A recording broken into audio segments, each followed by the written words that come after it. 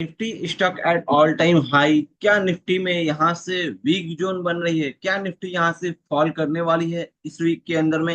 Hello friends, welcome back to my channel advance stock academy. चलिए बात करते हैं निफ्टी और बैंक निफ्टी के बारे में और सारी चीजें इन डिटेल्स बात करेंगे। निफ्टी कैसे वीक हो रहा है, यहाँ पे क्या कंडीशन बन रही है, कैसा डाइवर्जेंस बन रहा है, सारा कुछ हम लोग कंप्लीट ए टू जेड हम लोग एनालाइज करेंगे। वीडियो को एंड तक देखिएगा बिना स्किप किए, जिससे कि आपको एक एक पॉइंट अच्छे तरीके से समझ आए। एट लास्ट हम लोग बात करेंगे एडवांस स्टॉक सिलेक्शन के बारे में, जो कल के लिए बेटर रहेगा।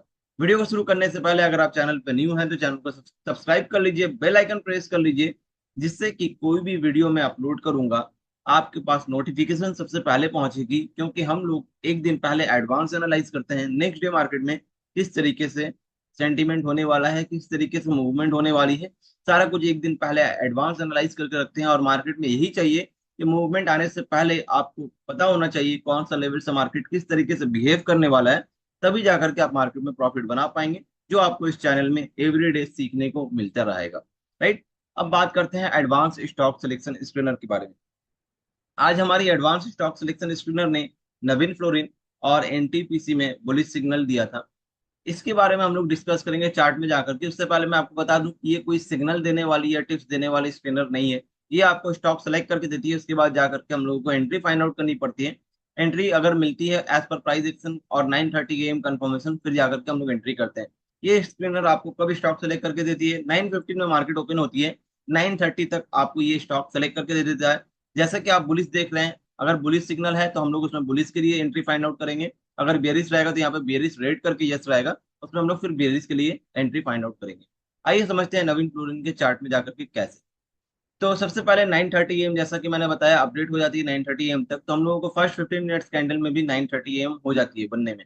राइट। तो फर्स्ट 15 मिनट्स कैंडल की हाई ब्रेकआउट होने के बाद में, और हम लोगों को साथ ही साथ देखना है कि प्राइस एक्शन कंफर्मेशन भी तो हुई है ना। तो यहाँ पे हम लोग देख रहे हैं तो प्राइस एक्शन की और टेक्निकल की एक पैटर्न बन रही थी, उसकी भी ब्रेकआउट हो चुकी है। तो यहाँ पे इजिली हम लोग फर्स्ट 15 मिनट्स कैंडल की हाई ब्रेकआउट के बाद एंट्री करेंगे। स्टॉप लॉस होगा डे लो पे, और यहाँ पे आप देख रहे हैं अच्छी खासी एक मूवमेंट भी आई नवीन फ्लोरिन के अंदर में।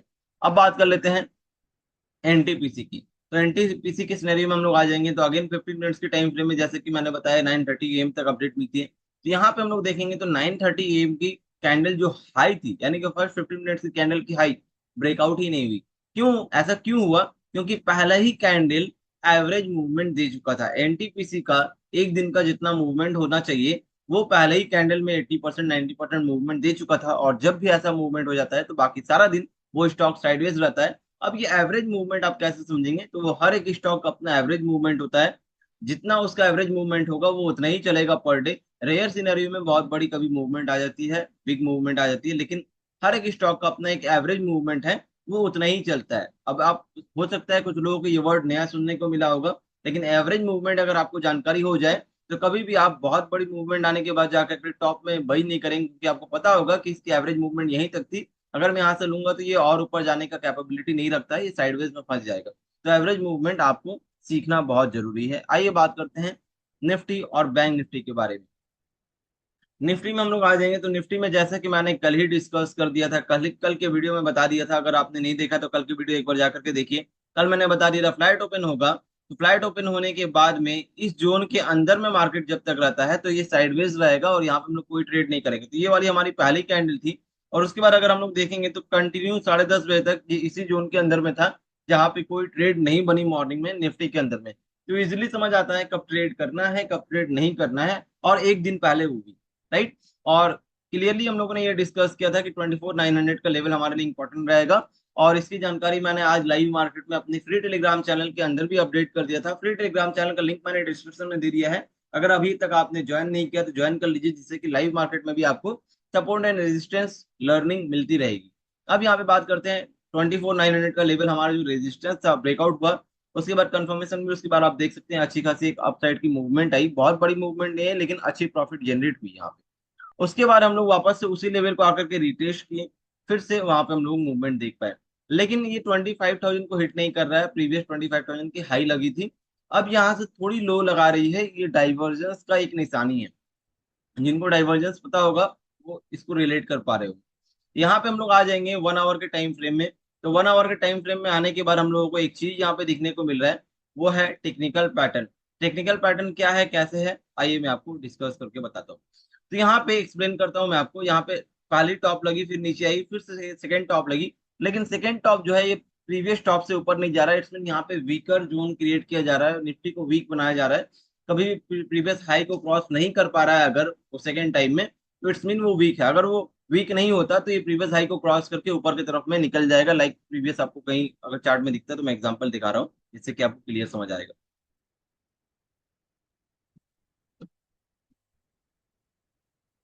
लाइक यहाँ पे देखिए, यहाँ पे मार्केट क्या हुआ था। सबसे पहले हम लोग यहाँ पे देखेंगे तो यहाँ पे मार्केट एक हाई लगाई थी, यहाँ से जाने के बाद यहाँ एक हाई लगाया था, फिर यहाँ नीचे आया, फिर यहाँ पे देखिए हाई क्रॉस करके यहाँ पे मार्केट निकल करके ऊपर चला गया, इतना ऊपर चला गया, राइट। फिर यहाँ नीचे आया, फिर एक हाई लगाया था यहाँ पे, फिर नीचे आया, फिर से ये वाली हाई क्रॉस करके मार्केट ऊपर चला गया। लेकिन क्या यहाँ पे वैसा सिनेरियो बन रहा है? यहाँ पे हम लोगों को वैसा सिनेरियो बनता हुआ नहीं दिख रहा है, और साथ ही साथ हम लोगों को मार्केट ऑल टाइम हाई पे भी दिख रहा है, और काफी अच्छी रैली भी आ चुकी है। तो यहाँ पे बहुत अच्छा एक इंडिकेशन बन रहा है। लेकिन इसको हम लोगों को क्या अभी अभी से जाकर के सेल करके रख देना है? तो आंसर है बिग नो। क्योंकि हमारे लिए अभी काफी ज्यादा इंपॉर्टेंट लेवल हो जाएगा, ये लेवल को एकदम नोट कर लीजिएगा। 24,775 का लेवल, 24,775 का लेवल काफी ज्यादा इंपॉर्टेंट लेवल रहेगा हमारे लिए।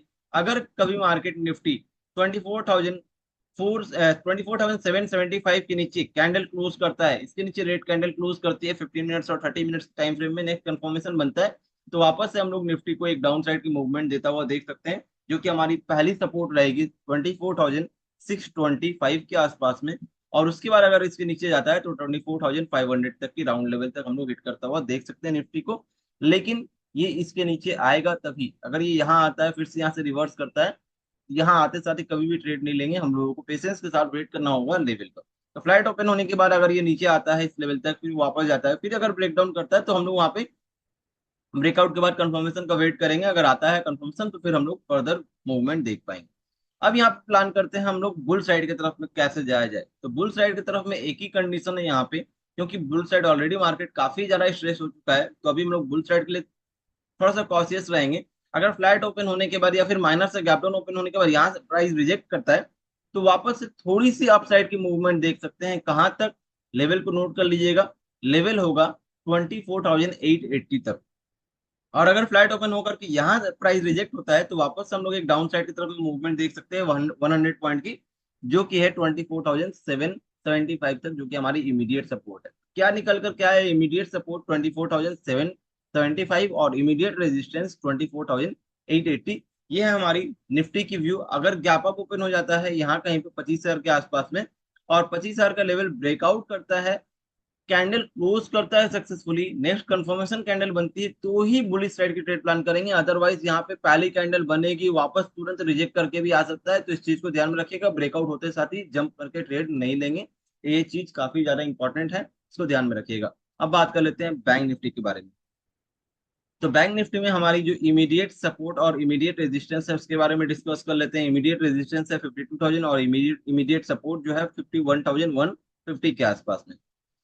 अब यहाँ पे हम लोग कैसे ट्रेड प्लान करेंगे? अगर फ्लैट ओपन होने के बाद में 51,130 के नीचे अगर कैंडल क्लोज करता है तो फर्दर हम लोग बेरिश साइड की मूवमेंट प्लान कर सकते हैं, और मूवमेंट कहाँ तक देख सकते हैं? 50,670 के आसपास तक हम लोग पहली मूवमेंट देख सकते हैं यहाँ तक। और उसके बाद हम लोग सेकंड जो सपोर्ट देख सकते हैं 50,440 के आसपास में। तो पहली सपोर्ट 50,670 के आसपास में, और सेकंड सपोर्ट हमारा 50,450 है, नोट कर लीजिएगा।